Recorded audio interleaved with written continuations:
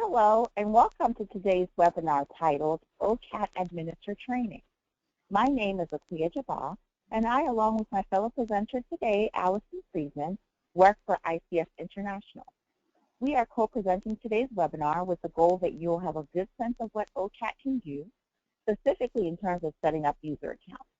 This webinar is designed specifically for county administrators and account authorizers, who will be involved in setting up OCAT county hierarchies and identifying appropriate personnel to gain access to OCAT and create and manage OCAT user accounts. Next slide, please.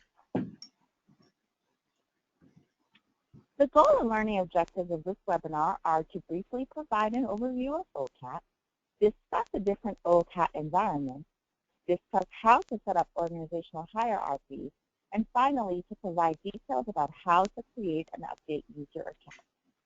Next slide, please. Now let's talk a little bit about the background of OCAT. Next slide. OCAT is a customized online appraisal tool that, when coupled with proper interviewing skills, really helps to assist case managers with helping clients access services and an appropriate employment pathway. OCAT also helps to provide comprehensive client information, standardizes the appraisal approach or process, and streamlines work and welfare to work readiness planning activities. Next slide, please. OCAT is not a diagnostic tool and is not meant to be completed directly by the client. And in fact, OCAT is not a replacement for the role of the case manager. Rather, OCAT is a tool to assist case managers in identifying services and a pathway toward employment and welfare to work activities for their clients. Next slide, please. Now, before we get a little bit deeper into our subject today, we'd like to discuss roles that are very vital to the successful implementation of OCAT.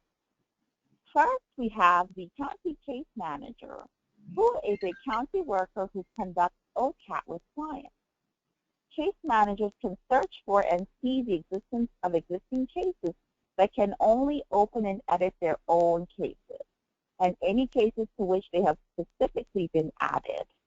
Case managers can also transfer a case within their own office, but not to other offices.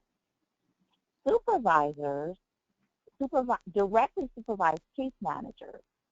Supervisors can search for and see the existence of cases, but can only access their own cases and the cases of case managers that report directly to them. Also, supervisors can transfer cases between offices, counties, and consortia. Slide, please. Now, the client is the welfare to work participant who is being appraised with OCAT. An administrator is a county staff person who can create and update user accounts and create initial organizational hierarchies. Administrative staff do not have access to cases and cannot transfer cases. Finally, account authorizers are county staff that gather data on new hires and staff changes and relay that information to administrators. And unless they perform another role, account authorizers do not have access to OCAT. Slide, please. What you're looking at is a visual representation of the role of the administrator. So as you can see here, administrators can create users and organizations, but cannot create cases or transfer cases. Slide, please. Now let's talk a little bit more about the OCAT environment. Slide. OCAT has different environments, essentially websites, based on what the user is intending to do. The two environments are the training and production site. The OCAT training site is a safe space where users can learn to use the tool without fear of causing problems, and can be found at ocattrain.workquotient.com. This site should never be used with clients or have personally identifiable information added to it. The OCAT production site, on the other hand, is where case managers can create cases with actual CloudWorks clients and can be found at ocat.workquotient.com. This site should only be used with actual clients. Users will add real client information to the site. Administrators will need to create and modify user accounts and organizational hierarchies in both the OCAT training and OCAT production sites. Next slide, please. So this is a little tip regarding the environment that we just talked about.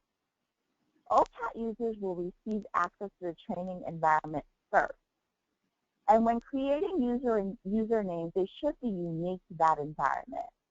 So it's helpful to develop usernames that remind the user about the environment they're entering. So you may want to use a more generic name for the training environment and perhaps a more personal username for the production environment. So for example, in training, you may use OCAT user and your county, in this case, LA County 25. Whereas in the production environment, you may want to use like your first initial and last name as your user account. But our tip is that you essentially make sure that you're able to distinguish between the username and that they should be unique to the environment. Now we're going to talk a little bit more about organizational hierarchies. So OCAT has varying levels of access depending on the organizational hierarchy, which goes from CDSS level to consortia, county, region, and office. And we do realize that not all counties have regions, and it's not required. So for example, a case manager in Office 1 will report to a supervisor in Office 1. That supervisor will report to a supervisor in Region 1, continuing up the chain. So when creating user accounts, it's critical to know where the user falls within the hierarchy. And the various levels of access are put in place for the following reasons: to increase security of client data, to make sure that we're able to link user roles and responsibilities, to be able to use data to analyze the performance of a site as needed, and for site staff to be able to work as a team to ensure that client appraisals undergo a quality assurance process. Account authorizers, who are essentially the designated facilitator between OCAT users and administrators, need to really understand the organizational hierarchy and OCAT user roles. Each county should decide on a protocol for how account authorizers will gather data on staff and new hires, and then disseminate that information to administrators. Next slide, please.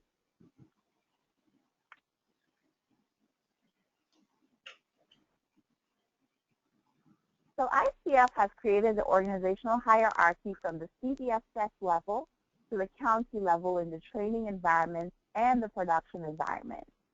So it's up to the administrators to create the hierarchies below the county level. And once created in the initial startup stage, the hierarchy should not change often. So I'm going to go ahead and hand it over to Allie, or Allison, who's going to go into more depth about the mechanics of creating user accounts. Allie? Thanks, Aquia. So what you're looking at here is the login page for OCAT. ICF will provide administrators with their initial account information, and then moving forward, administrators will be responsible for creating all the other accounts in the future, including any new administrator accounts that need to be set up. This is the interview list. This is the home page for OCAT. Administrators will not see any cases here on their interview page because they do not create cases. All work done by administrators will be in the admin tab, which is circled in blue.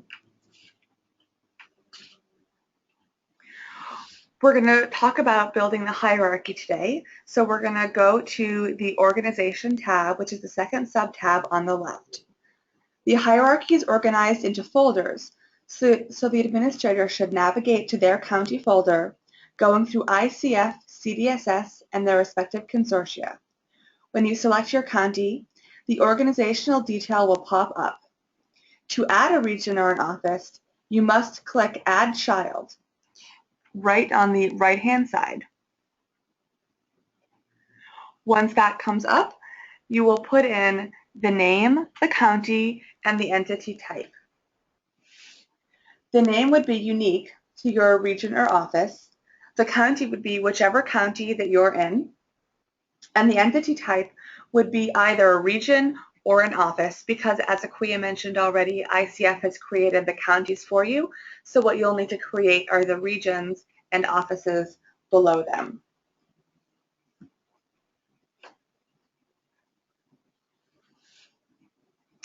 And you can see here, it tells you again that you'll need a name, the county, and then the entity type.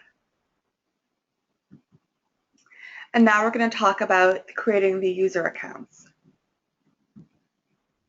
So the users is the first subtab in the admin tab. So when you click on admin, this is the first page that you'll see. To see a list of all of the user accounts, you can click go. To search, enter the username, which is case sensitive. But today we're going to create a new user. And this is the form that you'll see when you're entering the information. You'll need a username, which must be unique and is case sensitive. You'll need a password that must contain at least one uppercase letter, one lowercase letter, one number, and one special character. We recommend using a standard password when you're creating accounts and then instructing users to change their password when they first log in. We'll generally create our accounts using capital P, @ $, $W0RD, because it mimics the word password, but it fulfills all of the obligations of the tool. So we'll generally create all of our accounts with that password and then ask people to change their accounts later. Additionally, you'll need the first name and last name, and you'll need an email address, and it has to be a unique email address. So if an individual needs to play two different roles, if they're both an administrator and a supervisor, for example, they will need to have they'll have to have two different email addresses in order to have two different accounts. You need a phone number, and then you'll need to have the role, which should be decided in conjunction with the account authorizer, and of course their person supervisor, the county staff. And so it will be either the case manager, supervisor, quality assurance, or administrator. You'll need to select their organization, and you'll have to navigate to the organization just as you would when you were creating the hierarchy. So you'll go through to the county and then down to the region or office if you're creating someone at that level, or if you're creating a user at the county level, you'll stay at the county level and won't navigate down. Then you'll need to choose the person superior, who is the individual that the user's data should be accessible to. So for example, a supervisor in an office might have 5 case managers that report to them. Therefore, the supervisor would be listed as the superior in each case manager, for each case manager. So for each level, at the office level, the regional level, and the county level, there must be a single superior at the top who reports up to the next level. So if you have 3 different supervisors in your county, for example, you need to have a supervisor that all 3 of those people report up to. So each level has to have someone at the very top so that all of the information can be funneled up like as a pyramid to the top. Superiors are categorized by their first and last name in the drop-down menu, and you can search for them by putting in the first few digits of the last name. User accounts must be created from the top down in the hierarchy because, as we mentioned, each user account must have a superior associated with them, and so therefore you have to have the individuals at the higher level to associate each account to. So you must create the user accounts from the top down, starting at the county level and on down. And administrators can only create roles at his or her hierarchical level or lower. So if you're a county administrator, then you can create users at the county level, the regional level, and the office level. If you're an administrator at an office, for example, you will only be able to create accounts at that office. Now, because you must create user accounts from the top down, when you're creating the user accounts for the top level at the county level, they must then be associated with the superior at the consortia level. So these three individuals have been identified as the people to associate your top level county users to. So for LA, you would associate them to Callie Dudley. For the C4 consortia, the superior would be Andrew Wilson, and for Cal Win, it would be Elizabeth Nobriga. There are just several additional tasks that administrators have to perform. So if an individual has not logged into their account for 90 days, then their account will expire and they can't log into the system even if they have an accurate username and password. Therefore, they'll need to contact the administrator, and you'll simply enter their username in the search field, open up their page, and unclick the little box that says account expired and click update, and that will fix the problem. Additionally, after 3 unsuccessful login attempts, a user's account is locked. It will unlock automatically after an hour, and then they can put in their username and password if they know what it is. But if they need some help quicker than that, they can also contact the administrator and you can manually fix that. You can uncheck the account locked button and update it. And of course, if you have any questions moving forward, please don't hesitate to call or email the OCAT help desk at ocat@icfi.com, and the help desk phone number is 855-283-1644.